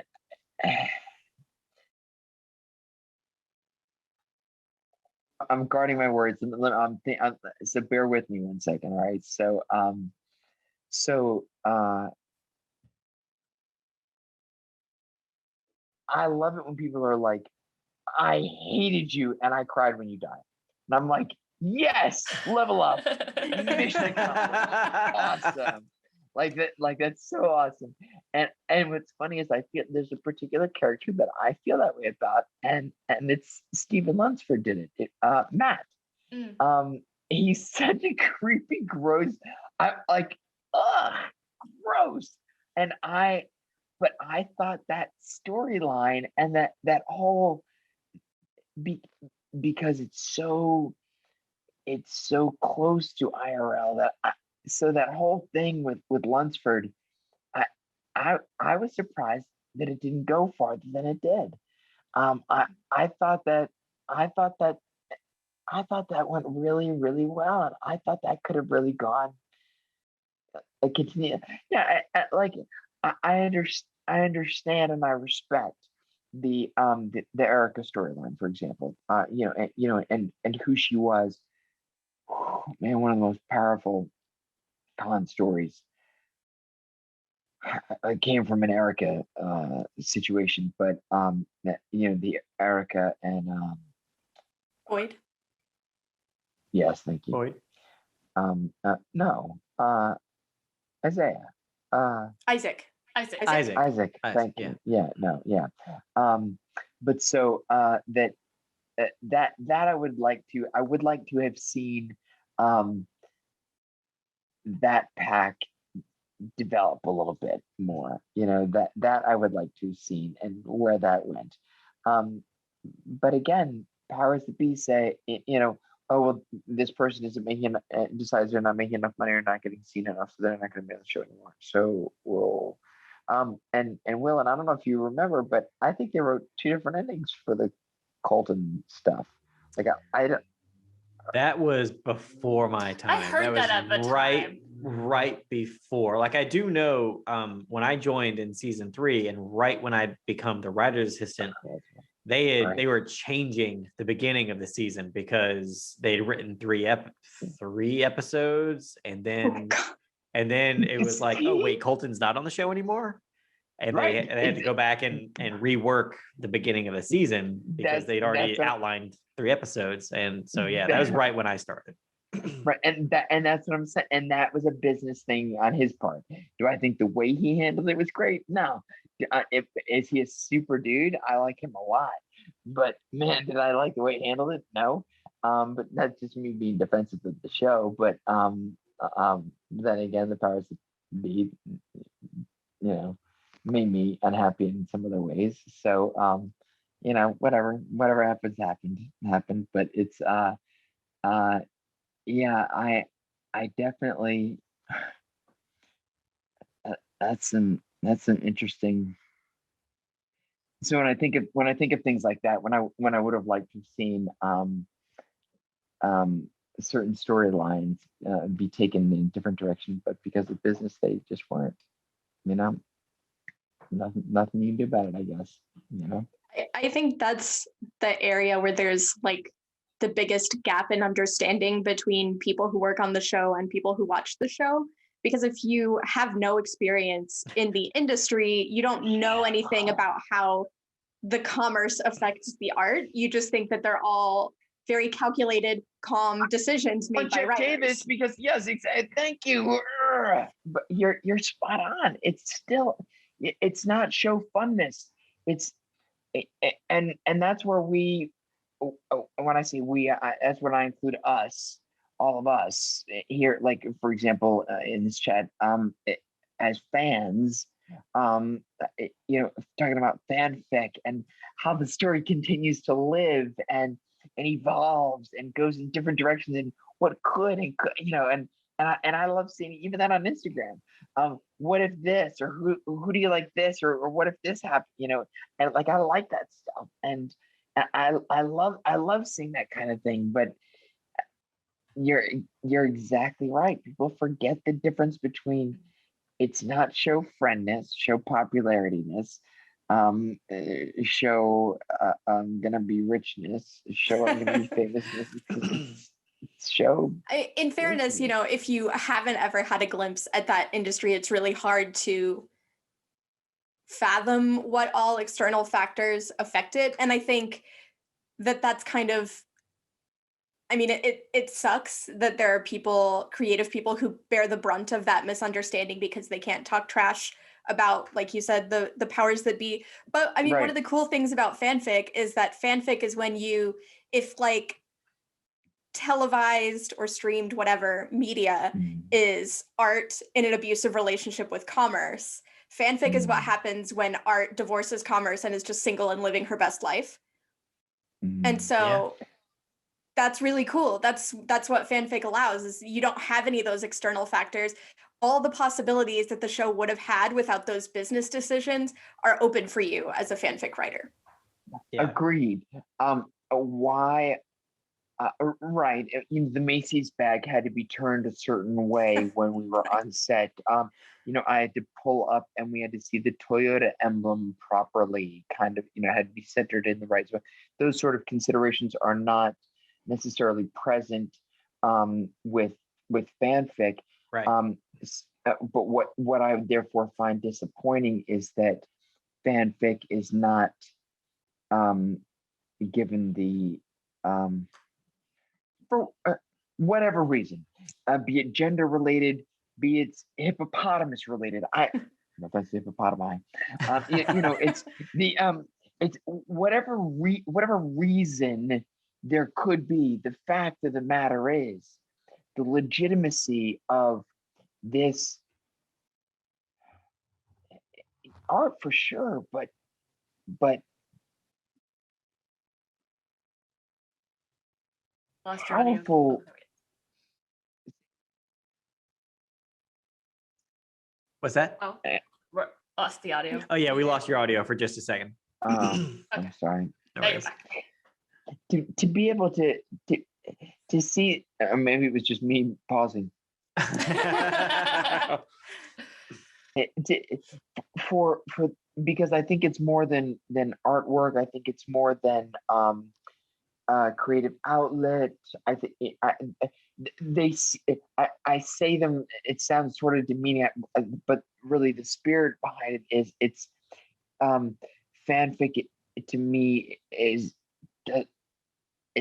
not seen in the with the same power that it really has, and it's not even given its potential. It's just sort of kept.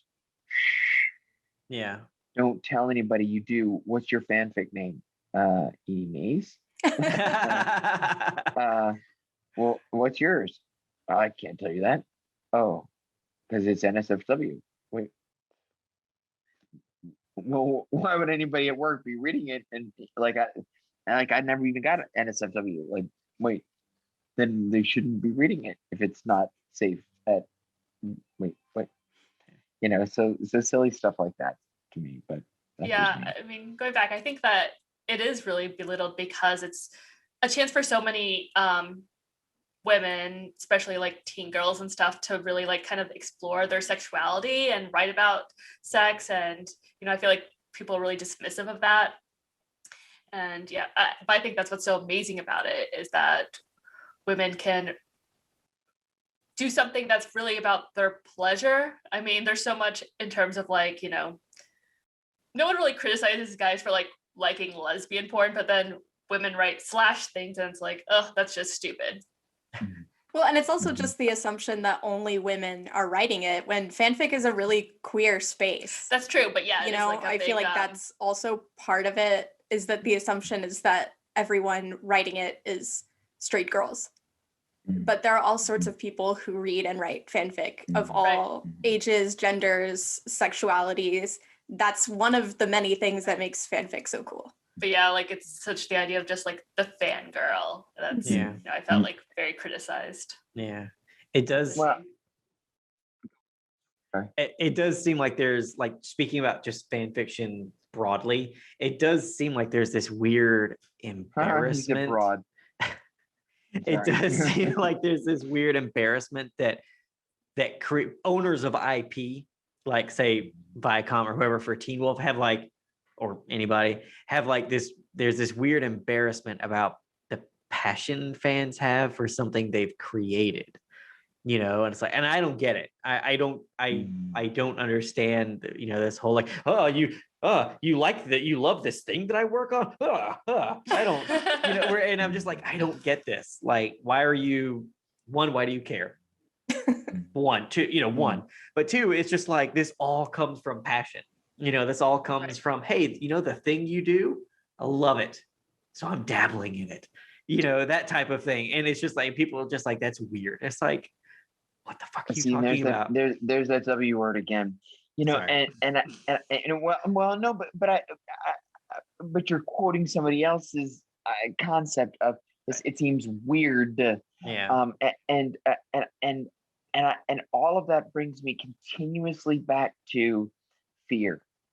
And I think that there's a level of fear. If we give the people that write like this power, then we lose our own power, and that makes us afraid. So I think that fear plays a large part of why it's just something I'm thinking about now. So I'm fleshing it out in my head.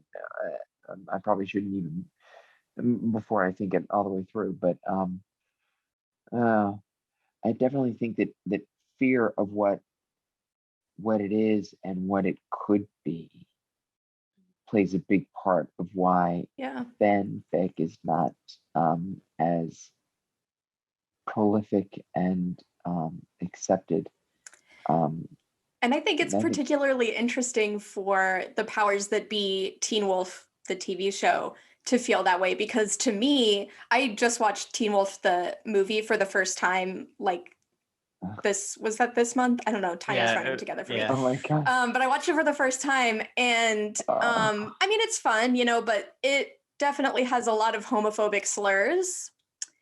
And I was just sitting there imagining Jeff Davis watching this and being like, guess what, fuckers, in my Teen Wolf fan fiction, everyone might be gay. You don't know. Yeah. And there will be no homophobic slurs, and there's nothing you can do about it. And to we're me, gonna have creatures fist each other to turn into different creatures. Exactly. I feel like that's a huge part of what drew people to Teen Wolf. Not the fisting necessarily, although, all Maybe, you don't kinks are know. valid kinks. You don't know. I don't know. But I feel like that is kind of part of what drew people, is that particularly if you were familiar with the movie, which I wasn't, but there's something about Teen Wolf being based on that movie that feels so much like reclaiming a power, because there are no female characters hardly in the original film. Booth. Do you Do not remember with me, Booth? William. No. Yes, but that was it. But that was it. And it was, and specifically what it was called was a reimagination. So reimagining it, and I, there's something about putting it that way that I think makes it easier to absorb the idea that, okay, this sparked something. Okay, it was even, to me, it was even less Romeo and Juliet than the Teen Wolf we're discussing, the MTV Teen Wolf. It was very much more Romeo and Juliet-esque, but it's that's very. Yeah, I don't remember the homophobic slurs. Oh, I'll have to rewatch it. It's okay. rough. It's when Scott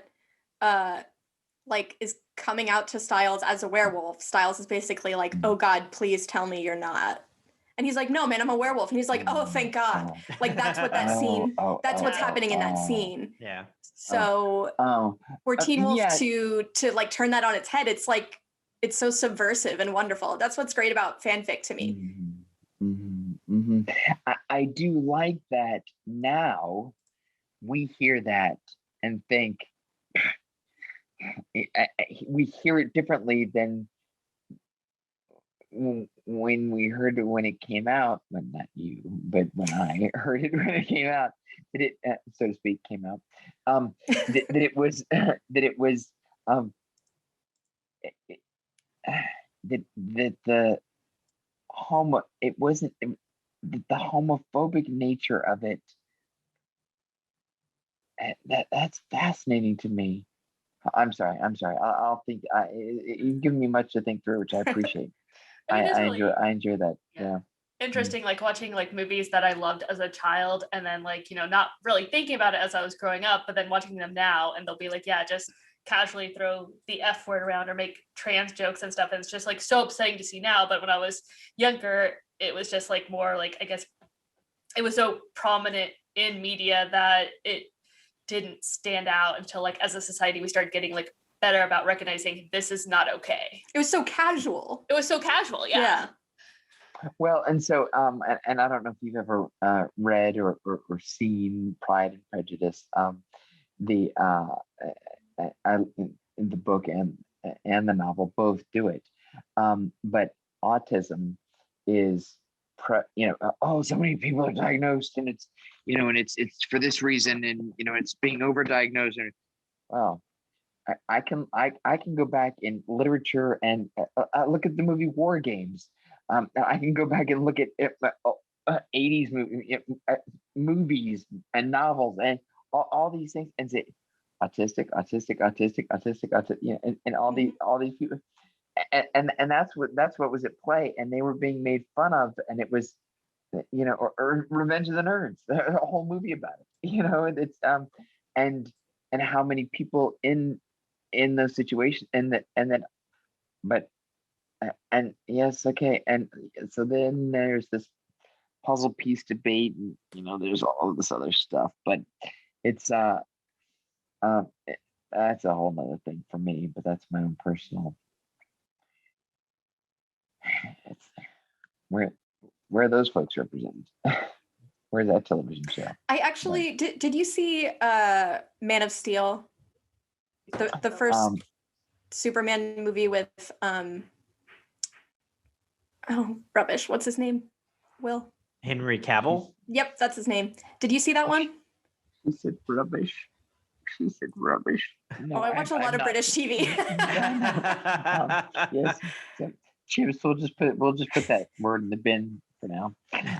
No, I have not. So all right, so Henry Cavill. Okay. It wasn't a good movie. I'll just preface by saying that. However, the first, I don't know, what, half an hour you think, Will, of the Sure. movie? Oh, have you not seen it? No, I have. I'm just not sure what we're talking about, so I don't know. It's it's good for like the beginning of the movie, and then it's like they remembered it was a superhero movie and they had to crush a bunch of like virtual skyscrapers and stuff, and then it becomes like really boring and stuff. But what I really liked about that movie in the beginning of it, for like the first, I don't know, half hour or so, is when Superman is little, and because of his enhanced senses, he experiences sort of like panic attacks from sensory overload, and his mom has to come get him from school because he's like closed himself in a closet and he's like covering his ears. And autism runs in my family, and I was sitting there watching that and I was like, oh my God, am I going to watch a movie with autistic Superman? Because this is everything I've ever wanted. And then it's like he grows up and the writers were like, wait, that's not the movie we're making. We're making this other movie. And then it was really boring. But I was so excited for a hot second there. And maybe I should try to see if there's any fanfic that like plays out on that. Okay. what the rest of the movie would have been like if it were the movie about Superman as an autistic girl. person. Listen. All right. So you and I we'll take this offline. We'll write. I think we. So and that's why when the accountant came out, and then but there can be all the negative stuff we could say about the accountant, but the autistic aspect to that, but that being so definitely not a superhero role, but it, trying to be more hero-esque, but so yeah, but I think there needs to be some literature. I won't call it necessarily fanfic. Some ficerature that addresses this wrong. Yes, that addresses this inadequacy. Exactly. Insufficiency. Nicholas, I was just talking about my autistic Superman thing. Oh, I didn't need to hear the beginning of it to know what you're talking about. I've railed about this multiple times because I'm super protective of my cousin who is on the spectrum. And I just feel like whenever I see, a lot of times when I see stories about autistic characters, I'm like, this is bullshit. This isn't like, I don't know. There's so much like othering with people on the spectrum, and it's like, not really, you guys. Have you like ever talked to someone on the spectrum? They're people. So yeah. Well, and what's interesting you say that is so one of the films that I'm producing called Driving Magic, the folks that I worked with learned how to drive a carriage with these huge draft horses, and they'd ride around the ring, and there was an instructor that had control of the horse, but the student had lines, carriage line. It's anyways, drivingmagic.org if you look it up. But shh, quiet. Sorry, my dogs just got home, so they're being difficult. No, you're fine. But the people look at, if you're in a wheelchair, and it's funny because I've noticed it a lot lately because I've been using a wheelchair, that if you're in a wheelchair, people don't address you. They address the person you're with. What does she want for lunch? Right here, and she's gonna take that ham sandwich and shove it up your So, okay, what do I want for lunch? What I want for lunch is for you to die 1,000 deaths. No, But respect for lunch, man. Right. Yeah. How about, yeah, exactly. How about? Give me a BLT and an RESPECT. Thank you. Oh, nice. Wow. See, yes, the funny good stuff. Yes, exactly. I like that. I'll write the mean hardcore stuff. Good.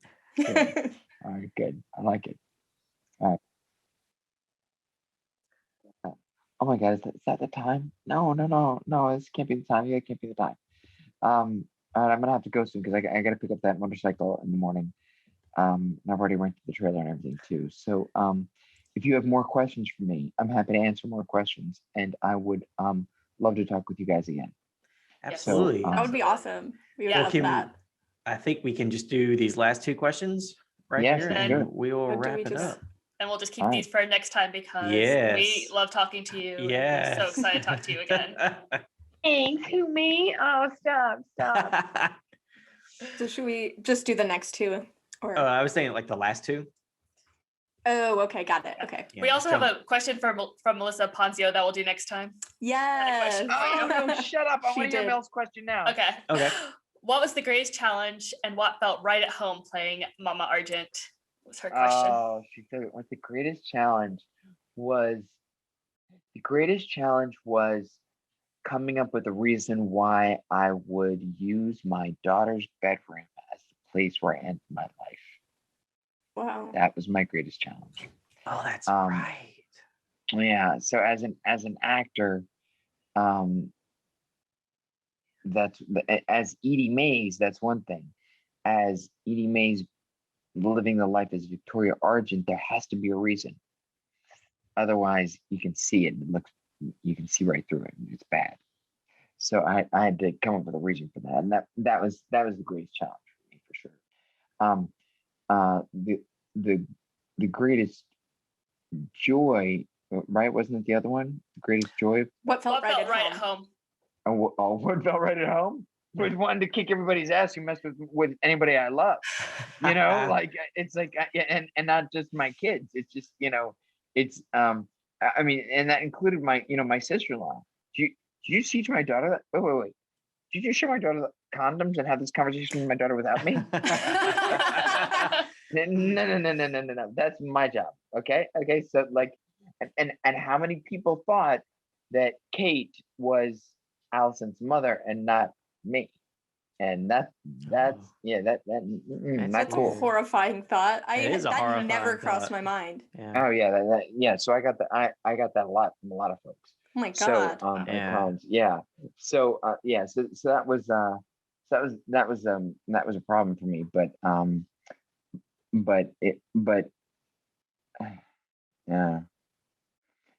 anytime somebody would, including family members, such as Kate, but anytime somebody crossed somebody I loved or a family member or somebody to whom I again needed protection from whatever, from themselves even, then that's where that was it for me. That was the part that came most easily. That's a That's great great. answer. Wait, so what did you come up with as Victoria's reasoning? For which part? So as I've mentioned before, in part, it's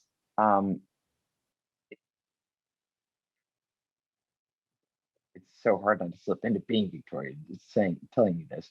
So if I do, so just forgive me.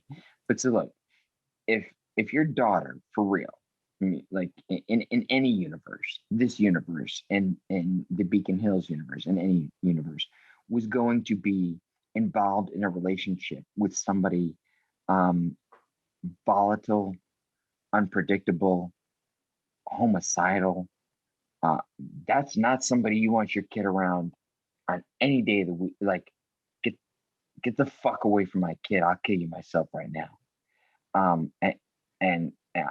I'll end you right now. And they'll never find the body. And I mean that. And I mean like, and I mean that. I mean that. I mean that right now. If somebody for real hurt my kid IRL, to step in and intervene, and I've done it appropriately and legally. However, I have not just turned over my daughter's or my son's education, certainly not my son's, and certainly not my daughter, education to oh well, the school said. I don't give a shit what the school said. One of my kids was getting cup checked. I don't know if you know what a cup check is. they call it cup check. And they hit you in the crotch. A fellow student hits another student in the genitals. It's called a cup check. My son had been cup checked a couple of times, and ultimately, and so we had done what we could to address the situation appropriately in accordance with school rules and regulations and legal ramifications. Ultimately, my son got cup checked one day and turned around and punched the kid in the face. And they wanted to suspend him. And I said, fine, suspend him if you want to. Come home, son. I'll have a party. Because let me tell you something. You can suspend him, but then I'm going to have the sheriff come up here and find out why you've been letting my son get touched sexually in school. So it's that kind of thing. Don't tell me that my daughter is going to, Teen Wolf wise now, that my daughter is going to be involved in some sexual relationship that she's going to hide from me. Talk to me about it. If that's what you want to do, then talk to me about it. But wait, who are these guys showing up at your house? This Styles character, this Jackson kid's called. Who are these? I know what's out there. You don't know what's out there. You don't know why we're in Beacon Hills yet. We haven't had this conversation yet. You haven't had this conversation with your dad. This is a problem. No. We're not doing this now. We got to have a conversation first. So the writers chose not to have that conversation until the very, very end of the season. So okay, but that needed to be done before she could just. Yeah. Why would I let her go to? I still don't understand why you would let your daughter go to school and not. And I guess some parents think their daughters their daughters in particular, or their children in general, aren't ready to hear certain news or certain information. And I think that was the case with Victoria Argent. But no, don't mess with mine. Don't mess with mine. Out of the love and regard I bear for you, I will stand in the gap and die for you. And that's real life, but that's so it was easy to make that transition to Beacon Hills. But that's just me. Yeah.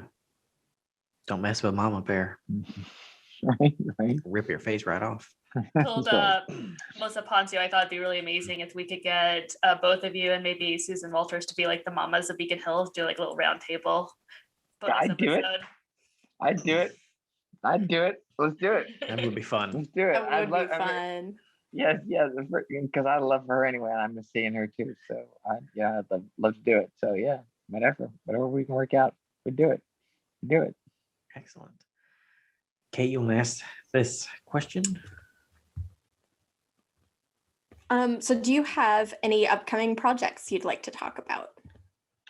I've got about 15 that I'd like to talk about. I've talked about, I think, about 3 here. There's but because the copyright hasn't come through yet on these things, I don't want to be too specific, but there are 3 feature films that are based on true stories that I've produced, helped produce, direct, write, shoot. It's been grueling, but the editing I won't do. I swear to God, I won't ruin it by doing the editing.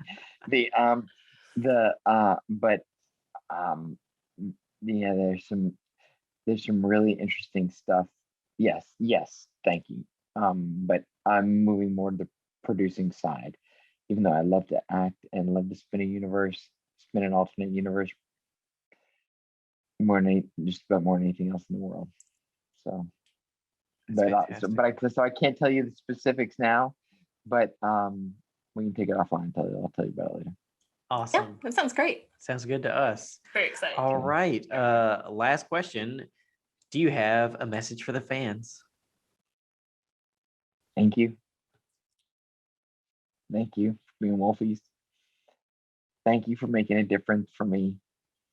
Thank you for making a difference for each other. Don't believe everything you hear. Believe in the love of what that show first meant and what that show means. Don't divide each other. Don't stay committed to each other and stay true to Teen Wolf and stay true to the code. That's beautiful. That's You're gonna make me wonderful. cry. Good. Because it may have been pretend, an alternate universe, but it really means something. It really does. That's wonderful. Well, thank you so much, Edie, for joining us. This has been fantastic. Yeah, Yeah. this has been so Oh my much God. fun. I love And being able to talk to we you. Guys, definitely want to have you back because Yes. thank you. we barely even touched the surface of all of Oh, our yeah. questions. Yeah. So we talked about so much We have awesome more stuff. stuff to talk about. I know. So, Yeah. I know. Yeah, fantastic. We're gonna write some fanfic together first too, before would we be talk awesome. again. So that would be great.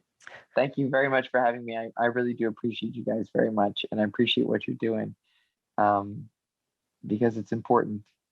Because the show's important. It remains important. So thank you for what you're doing. Thank I you love for you We're guys. being a talking part of about it. Yeah, All it's right. been Enjoy your awesome. new bike. Yes, yes. Yes. Yes. Enjoy. Good luck with the bike. Okay, I'll post pictures soon. Okay, Definitely. thanks guys. Awesome. Bye. Have a Okay, good bye. night. Thank you. You too. You gotta hang up first. I can't hang up. Yeah. Okay. No, It's you the hang rule. up I can't hang up. first. No, you hang up first. You're that. You hang What's up up? I'm not hanging up. Good. I'll go first. I'll be the adult. Good, here. good. All right, good. All right, I'll wow, do it. you're God, I'll do good. it. All right. I'll be Oh, Will I'll is be the I'll be adult, I feel child like, in already. this- Wow. He is In our this adult. friendship. So He much is the what we always adult. turn talking to. here. All right, fine. I'm really getting off this time. I'll see y'all. Bye. Okay. See you later, boy. That's about it. This is perfect time. All right. All right. Okay. Bye-bye. Bye.